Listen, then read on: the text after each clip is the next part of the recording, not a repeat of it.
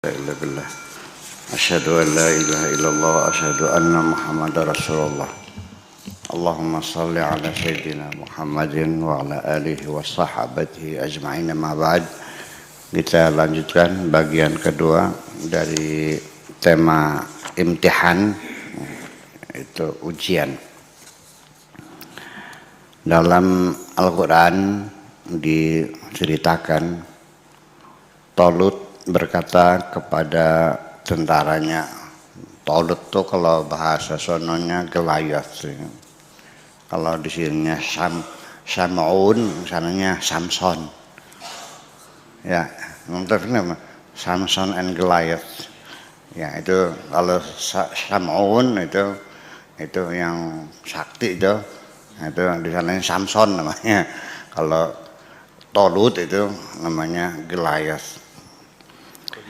Berkata kepada tentaranya, innallaha mubtadikum binaharin faman syariba minhu falaysa minni wa man lam yat'amhu fa innahu minni illa man igtarafa ghurfatan biyadih. Surat Al-Baqarah ayat 249, yang artinya Allah akan menguji kamu dengan sebuah sungai. Maka barang siapa minum airnya, dia bukanlah pengikutku.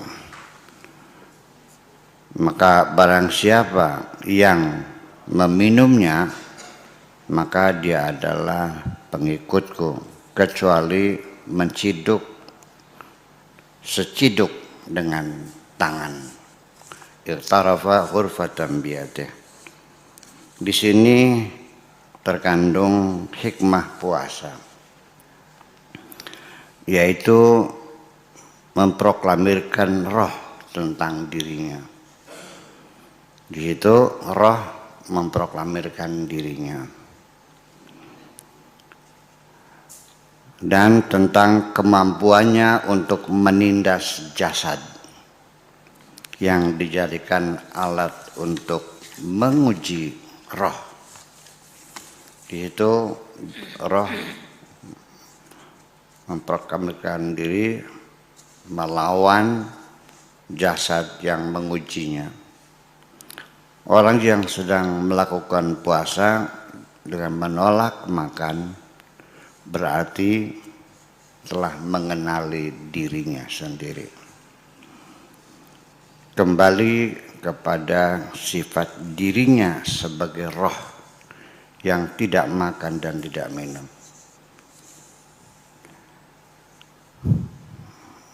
Tuhan berkata kepada hambanya juga, aku menciptamu untukku sendiri. Engkau kucipta untukku sendiri, supaya tinggal di sampingku, supaya menjadi tempat pandanganku dan wadah limpahan inayatku. Lalu kubangun tembok setiap penjuru di sekitarmu, karena aku cemburu kepadamu. Kemudian aku ingin mengujimu. Kubuka di tembok itu pintu-pintu sebanyak makhluk yang kucipta, dan sebanyak apa yang kuperlihatkan berbagai godaan yang sangat menarik. Di depan setiap pintu kutanam pepohonan dan sumber air yang dingin. Lalu kubuat engkau merasa haus.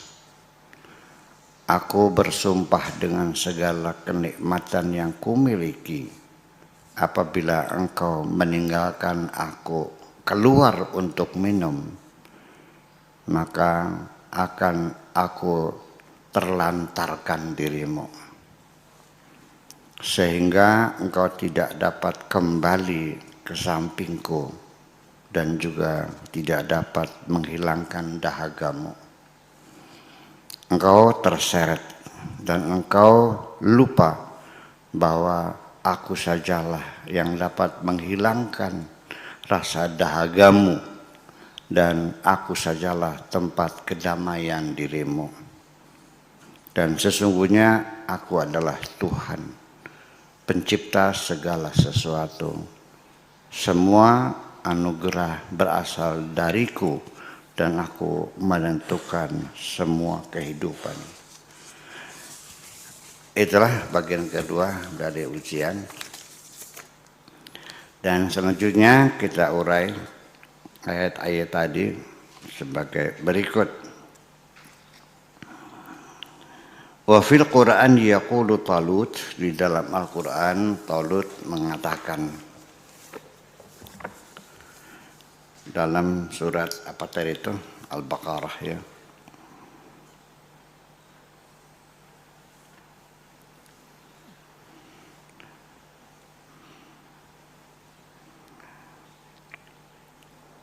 Innallaha mubtaliikum binaharin, Allah akan menguji kamu dengan sebuah sungai.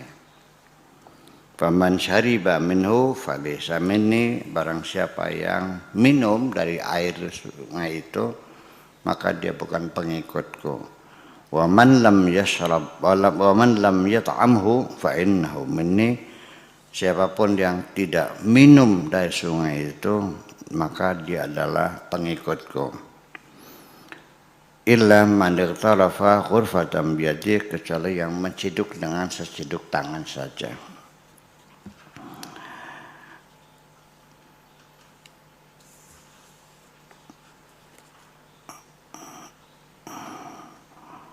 Walladzi iqtarafa ghurfatan biyadihi, orang yang menciduk seciduk tangan tadi, huwa syaribu ala qadril kafaf, yaitu orang yang minum secukupnya saja, ya, pola hidup sederhana, ya, tidak berlebih-lebihan, secukupnya saja.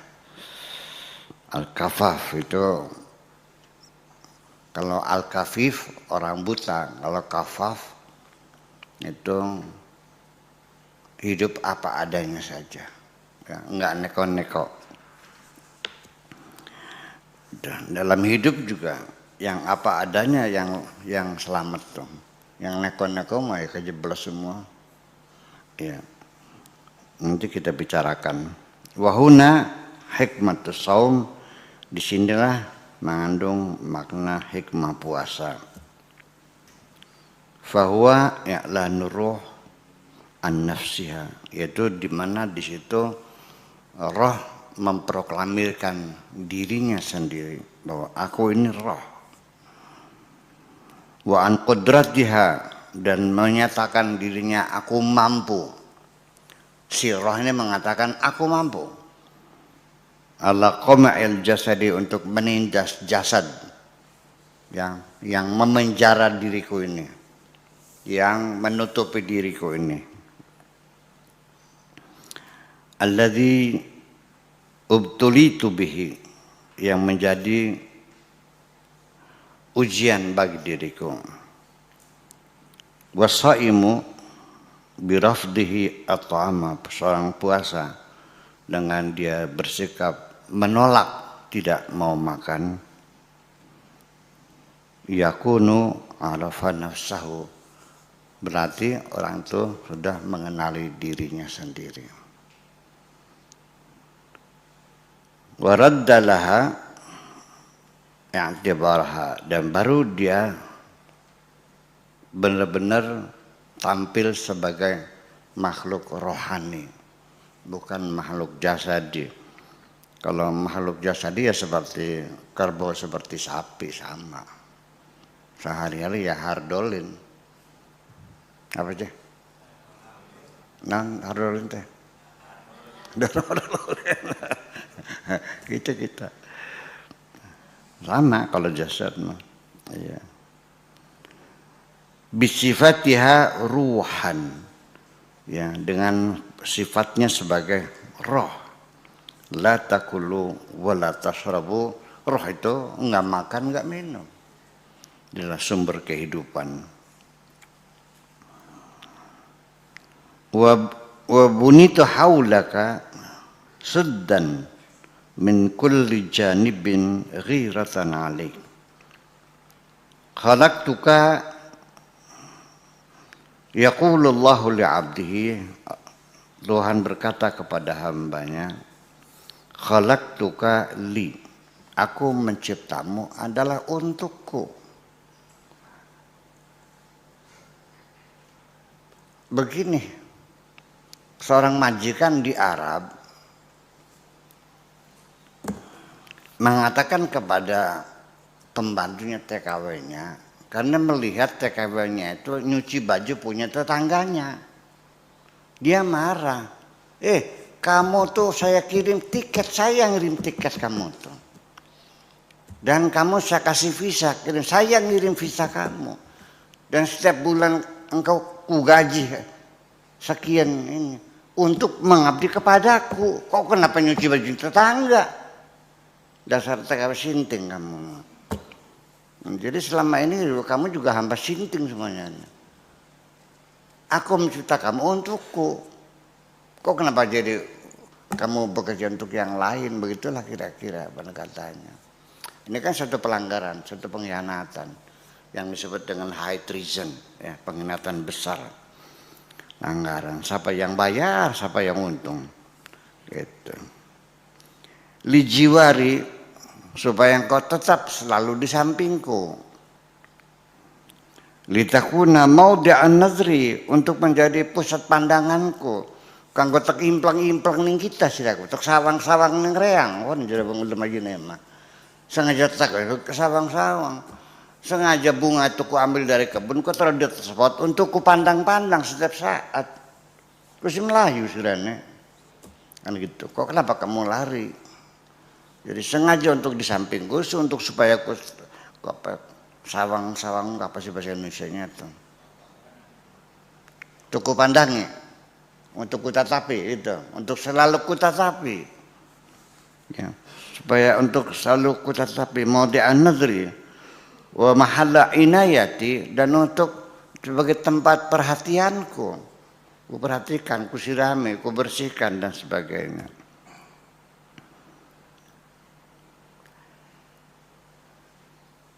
Wa banaitu haulaka, dan lalu ku buat di sekitarmu suddan, tembok, benteng, mingkul janibin, dari segala arah, segala penjuru. Ghiratan alaik, karena aku cemburu kepadamu. Tsumma aradtu an amtahinaka, kemudian aku ingin mengujimu. Fafatahtu laka fi suddi abwaban, lalu ku buat pintu-pintu di benteng itu. Bi'adadi ma khalaqtu, sejumlah makhluk yang kucipta. Wa bi'adadi ma abdaitu min jawadibil ighra, sebanyak apa yang kucipta, segala sesuatu yang sangat godaan yang menarik itu. Jadi selama ini kita ini diuji oleh Allah dengan hal-hal yang menarik. Tergoda atau tidak. Orang perempuan juga kalau mau cari suami sekali-kali dicoba dong. Carikan temennya yang cantik lagi. Tuh, goda yang laki-laki tuh, mau nggak? Ternyata mau. Wah, udah bohong lah. Ternyata kan jarang kan perempuan menguji kesetiaan suami kan. Iya. Saya sangat terharu ya kepada seorang teman. Nggak usah sebut namanya. Dia menjaga diri, tidak mau berkomunikasi, bercakap-cakap, bersopan-sopan dengan perempuan manapun, hanya karena dia sangat menghargai perempuan yang dia cintai. Beli lecek aja siram. ngerti lecek. Setiap ketemu perempuan, I love you, ketemu lagi, I love you, itu kan lecek namanya. Iya, ya dan juga kecemburuan yang semacam itu kita rasakan sendiri. Kalau seorang ketika perempuan itu marah melihat kamu bercakap-cakap dengan perempuan lain karena sangat cemburu kepadamu, ketahuilah bahwa cintanya kepadamu sudah menggila. Paham begini ya? Jadi makanya kalau punya istri cemburu jangan marah, lu senang kalau istrimu betul-betul mencintaimu. Itu aja gitu caranya. Nah itulah makanya kecemburuan menjadi satu kajian penting dalam ilmu tasawuf itu, karena seperti itu. Dan mengapa tidak, Allah yang mencipta kita, yang ngasih makan kita, ngasih minum kita, yang menyembuh kita, bagaimana Allah tidak mencintai kita? Yang jadi masalah kan kamunya. Kalau Allah sih mencintai kamu kok. Iya, tapi kamunya gimana? Tahu diri aja lah gitu. Wa kharija kulli babin, dan di luar setiap pintu, zaratu laka syajaratan, ku tanam pepohonan di luar pintu itu. Wa aina ma'in baridin, dan sumber air yang dingin, yang mungkin suaranya gemerincing ya. Wa adma'tuka, dan juga engkau kubuat haus. Saya tergoda enggak? Kamunya haus melihat sumber air yang dingin ya dengan pepohonan yang rindang, tertarik enggak? Setiap hari nafsu syahwat kita melonjak-lonjak melihat cewek yang cantik jelita menawarkan jasa sepanjang jalan di sini. Tergoda enggak kamu? Ambrol semuanya itu. Ya, kecuali yang sudah kena diabetes. Iya, kena diabetes sih. Ya udah. Ya, senam diabetes mah ya meremelik beli karuan nikah. Iya, lain ceritanya lain lagi, bukan karena kuat, memang sudah tidak berfungsi. Itu. Ini setiap hari ini gambaran secara apa namanya, secara imajinasi ya. Ini kan gambaran imajinasi kita kan seperti itu, dibuat dahaga dan kita melihat air yang jernih seperti itu. Apalagi lagi bisa ranjang sama istri lagi, wah sudah macam-macam terjadi, lagi haus-hausnya. Dan itu terjadi. Dan bukan kadang-kadang, terlalu banyak sekali. Hanya bedanya ada yang ketangguhan, ada yang enggak, itu aja. Kalau ketangguhan, ya luruh gunting lah bini. Ya. Wa halaftu bi alai, dan aku bersumpah dengan segala kenikmatan yang kuciptakan. Man sarafa anni kharijan litashraba, apabila engkau keluar untuk minum, illa dayatuka, engkau akan ku terlantarkan. Fala ila jiwari udda, dan engkau tidak akan bisa kembali ke sampingku lagi. Wa yamudduhum fi tughyanihim ya'mahun, akan kubiarkan engkau tersesat semakin jauh sana. Wala alal irtiwa hasal, dan engkau juga tidak akan bisa menghilangkan rasa dahagamu itu. Makan semakin dahaga, percayalah, sekali engkau minum, dahagamu tidak akan hilang, bahkan semakin terus dahaga. Orang yang menjaga kehormatannya ketika nafsu birahi melonjak, karena dia masuk masa pubertas, tetapi dia bertakwa, tetap dengan cara menanggulangi tuntutan jasanya, dengan bekerja keras, dengan banyak belajar, banyak olahraga dan puasa dan baca buku dan melawan. Iya. Wa may yattaqillah yaj'al lahu makhraja. Ketika dia bertakwa, dikasih jalan keluar oleh Allah. Seminggu 2 kali dikasih mimpi yang enak-enak dengan bidadari dalam imajinasi. Begitu dia sekali minum, sekali dia melacur, udah nggak mimpi lagi. Ketagihan menjadi tiap hari melacur. Percaya nggak? Ini kan gambar imajinasi di realita yang ada. Gitu. Makanya ya berjaga dirilah, bertahanlah. Pasti ada jalan keluarnya kok. Iya. Sebetulnya yang lucu mah hukuman yang spontan di dunia dengan berbagai macam penyakit. Dari mulai gonore, penyakit sipilis, Vietnam Ross, sampai HIV AIDS. Ya tetap aja. Hanya sebentar kapoknya. Kasih gonore ya pernah senyap pelacuran di dunia ini sekian bulan lah. Setelah ketemu obatnya, ramai lagi. Sipilis dulu ya pernah menakutkan, sepi di tempat pelacuran tuh. Setelah ketemu apa obatnya tuh? Pensilin. Ya. Terus setelah ketemu obatnya ramai lagi. Dan sekarang terakhir apa? Sebelum itu Vietnam Ross ya. Setelah ketemu obatnya ramai lagi. Sekarang penyakit HIV AIDS. Ya sebetulnya bukan penyakit ya, virus yang membuat ketahanan tubuh kita menjadi hancur. Namanya penyakit AIDS, Acquired Immune Deficiency Syndrome. Itu tuh ketahanan tubuh kita yang hancur. Sampai sekarang belum ketemu obatnya. Kita doain saja, jangan dulu ketemu obatnya deh. Ya, ya agak lama. Tapi nanti juga ketemu juga sih. Sebab likulidain, dawa setiap penyakit ada obatnya kok. Ya, supaya agak berkurang. Tapi kalau sudah ketemu ya ramai lagi kok. Ya sekarang juga masih ramai sih. Tapi ya cukup mengerikan juga sih. Ya, nggak ada obatnya kok. Pokoknya paling lama itu 5 tahun mati lah. Terus mendorong kesehatannya. Wala alal irtiwa hasaltu faqad dalalta anni, engkau telah tersesat. Wa nasita, dan kamu telah lupa.